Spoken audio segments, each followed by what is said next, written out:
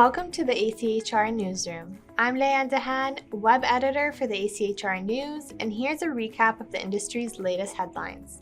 Representatives from one of the country's major HVAC wholesalers gathered recently in Grapevine, Texas for the Winsupply Inc. Biennial Conference and Vendor Showcase. Attendees celebrated their successes while discussing an industry landscape that has definitely changed since their last meeting in the pre-pandemic era. At the event, Winsupply presented awards in several categories to member companies, vendors, and individuals. Among the winners were Diversitech, which was honored as the best vendor in HVAC, and Winsupply San Antonio, which was named Best Performing Local Company in HVAC. Other takeaways from the event include coping with supply chain issues and the labor shortage, the use of digital technology for business functions such as payments, and the inevitable transfer of HVAC leadership to newer generations. On Earth Day back in April, more homeowners appear to be thinking globally and acting locally when it comes to home energy consumption, much of which is claimed by HVAC systems.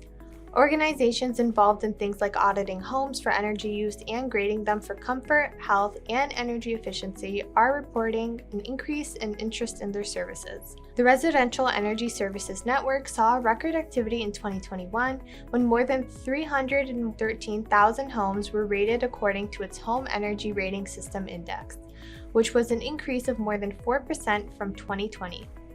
Homeowners are increasingly demanding energy efficiency in their homes.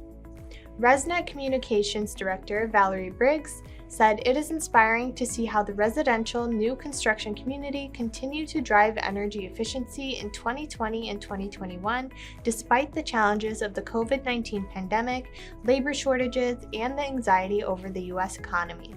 After years of neglect, school districts and local governments are finally investing in the HVAC systems at their facilities. The coronavirus pandemic made this a top priority, although several studies have shown for years that indoor air quality impacts student performance. Connecticut Governor Ned Lamont proposed legislation to establish a grant program to assist public school districts in paying for HVAC and other IAQ improvements to school buildings. He said the program is needed to help schools make necessary infrastructure upgrades in response to the health impacts of the COVID-19 pandemic. To launch the program, the governor's budget proposal includes an investment of $90 million in funding that Connecticut received from the American Rescue Plan Act. This act was approved by Congress last year to assist in the country's recovery from the pandemic. Unfortunately, HVAC contractors can add increased risk of theft to the growing list of concerns they have to face as they grapple with a shortage of supplies and equipment. Both the equipment they install and maintain, and the vehicles in which they transport that equipment, prove prime targets for thieves. Higher commodity prices are the main reason for increased theft. Prices for materials such as copper and palladium reached all-time highs in the past year. These metals are often found within HVAC units. They are also found in the catalytic converters found on all vehicles since the 1975 model year. Criminals have been stealing these at such a swift pace that some cities are creating special laws concerning their theft. Luckily, there are some tools available for HVAC contractors to protect their property. Products such as steel shields and cables can be used to protect catalytic converters.